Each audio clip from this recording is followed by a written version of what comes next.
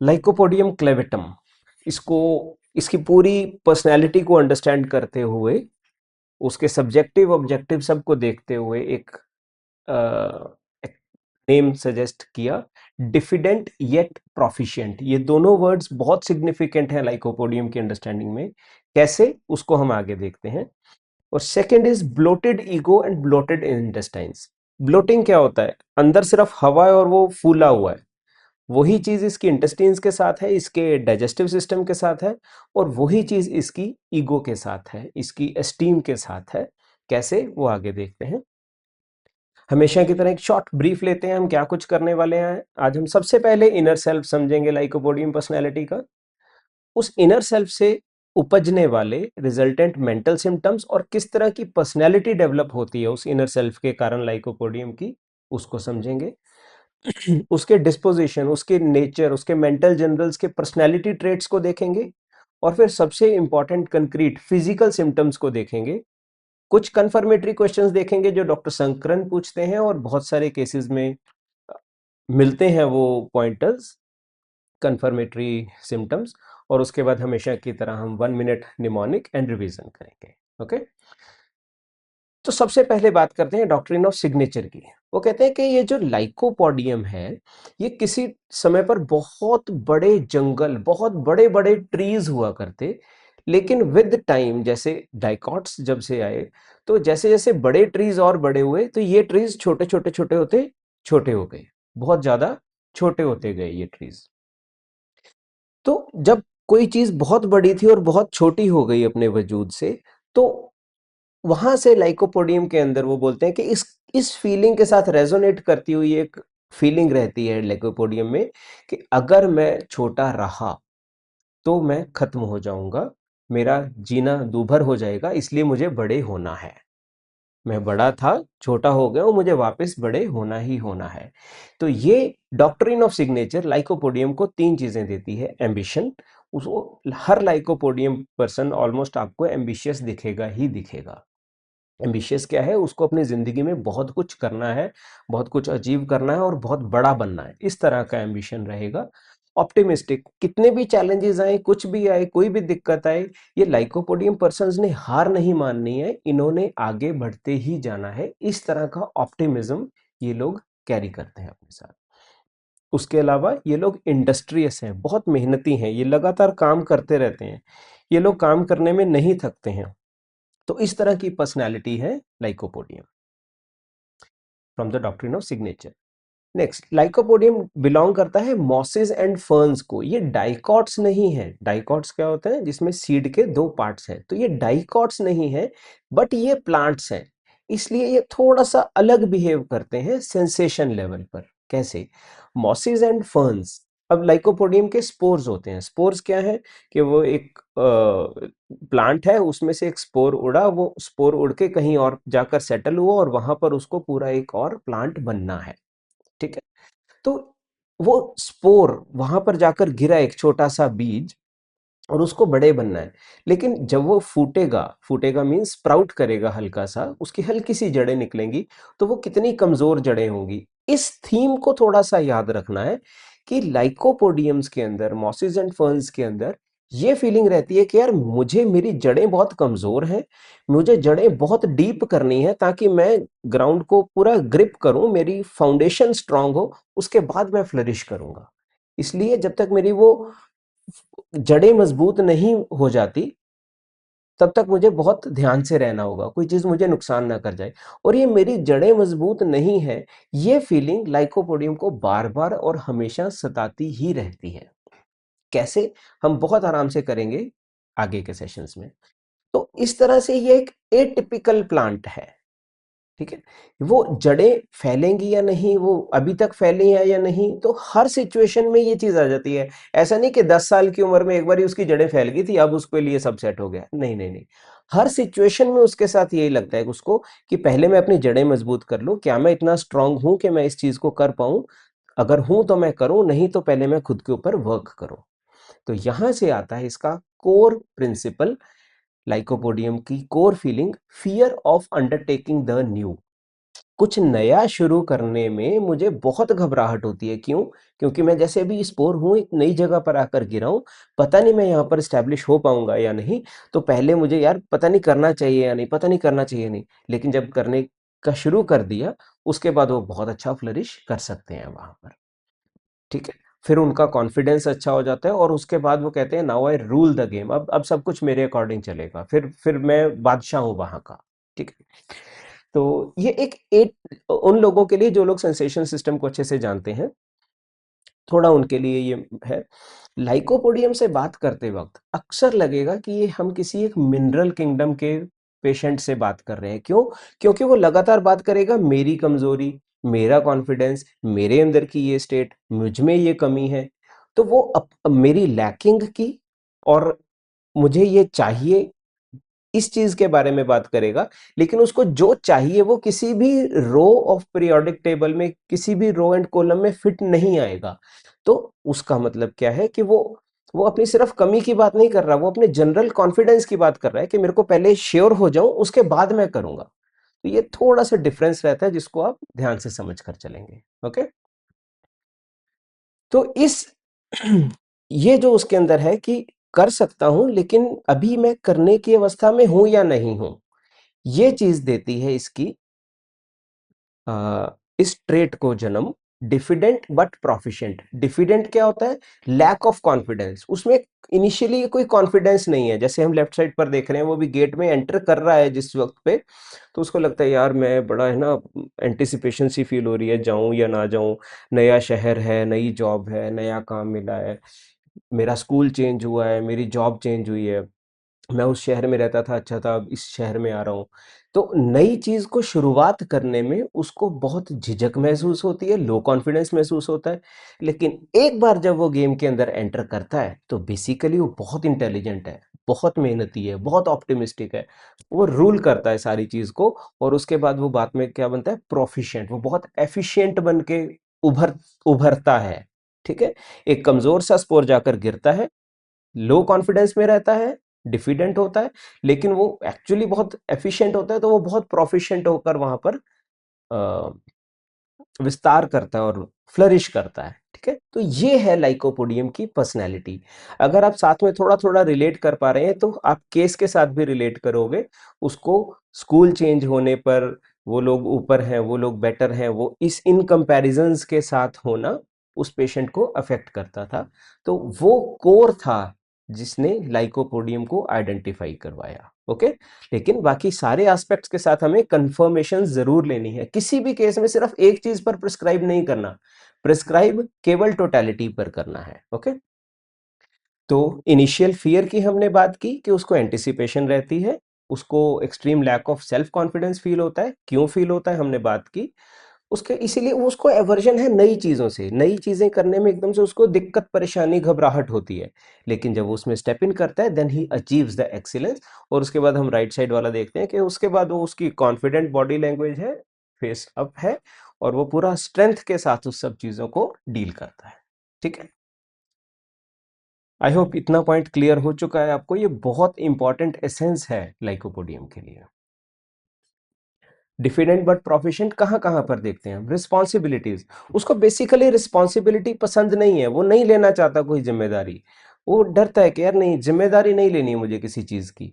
लेकिन जब जिम्मेदारी मिल जाती है, फिर वो उसको बहुत कामयाबी के साथ करता है। इसीलिए आता है एलिमेंट्स फ्रॉम रिस्पॉन्सिबिलिटी। जब से रिस्पॉन्सिबिलिटी मिली है, तब से मुझे स्ट्रेस रहता है, मुझे परेशानी रहती है, मुझे पता है मुझे परफॉर्म करना है, कांस्टेंट उसके साथ ये चीज चलती रहती है, बट वो ऑप्टिमिस्टिकली उस सबको करता है। वहां से वो थोड़ा थोड़ा बीमार होना शुरू होता है। कई केसेस में इस चीज को देखने को मिलता है।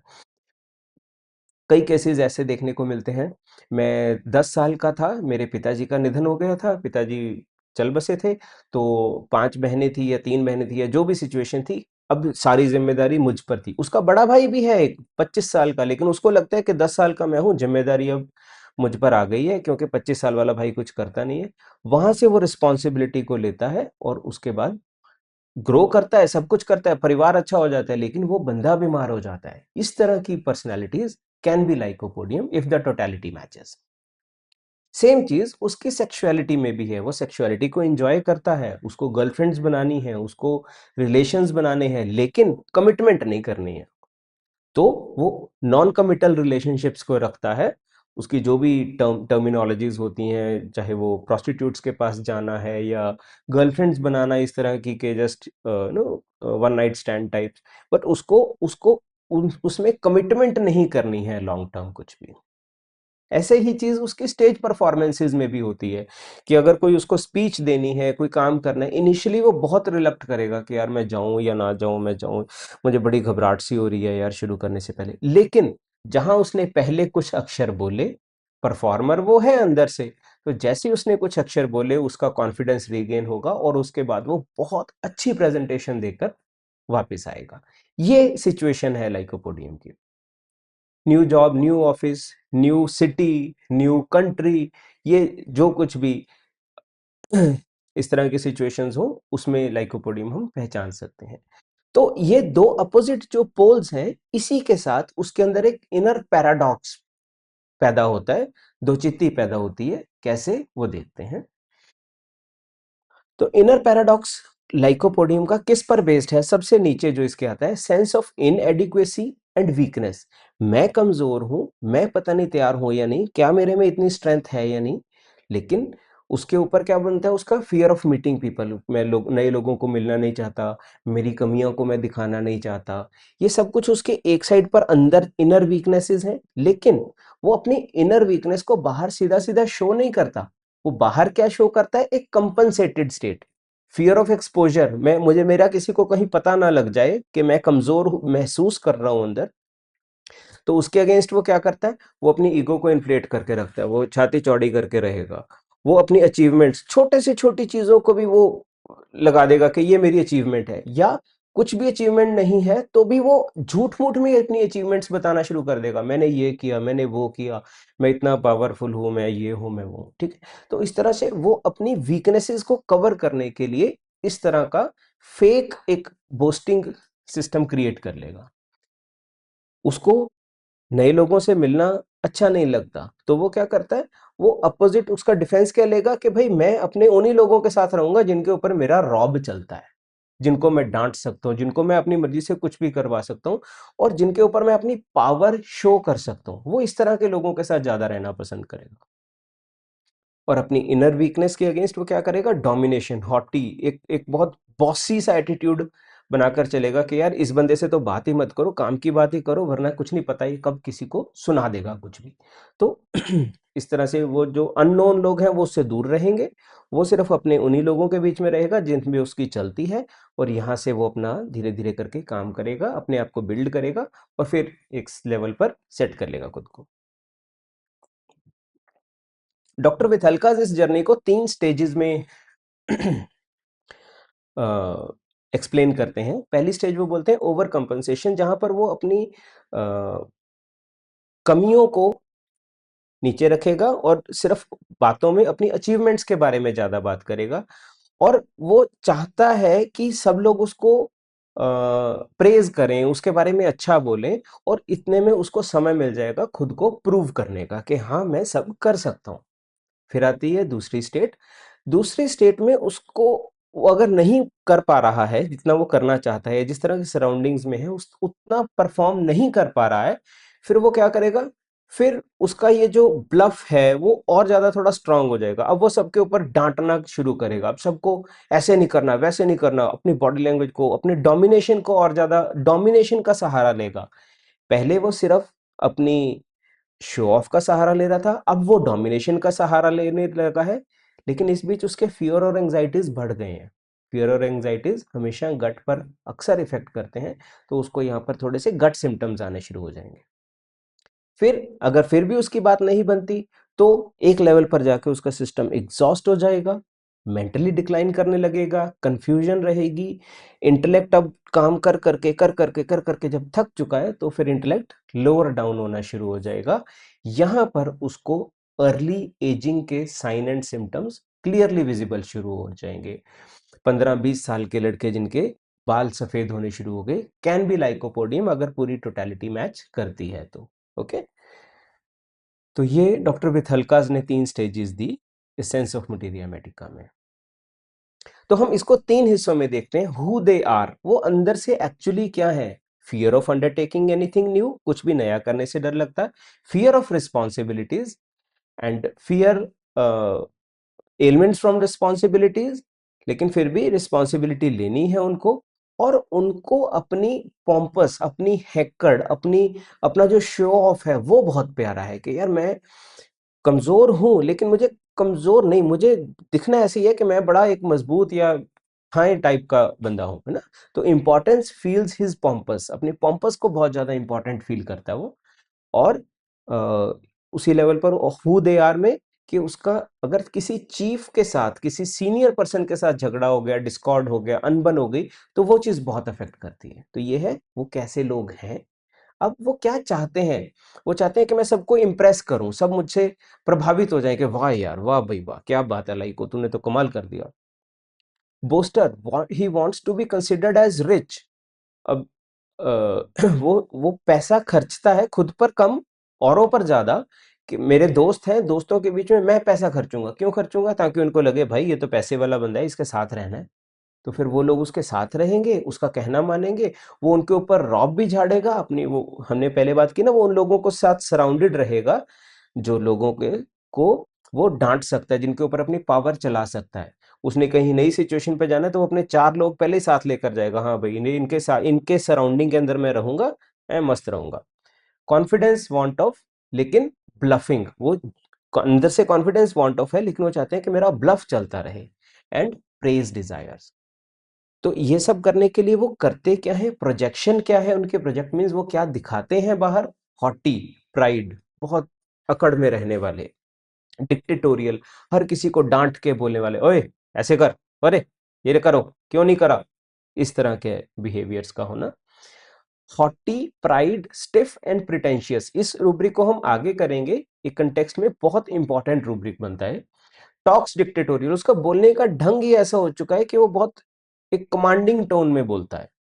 बोस्टर, ब्रैगर्ट, डींगे हाँकना, बहुत बड़ी बड़ी बातें करके अपनी अपनी खूबियों को, मतलब जो नहीं है उनको भी दिखाना, या जो है उनको बहुत ज्यादा बढ़ा चढ़ा कर दिखाना, बोस्टर।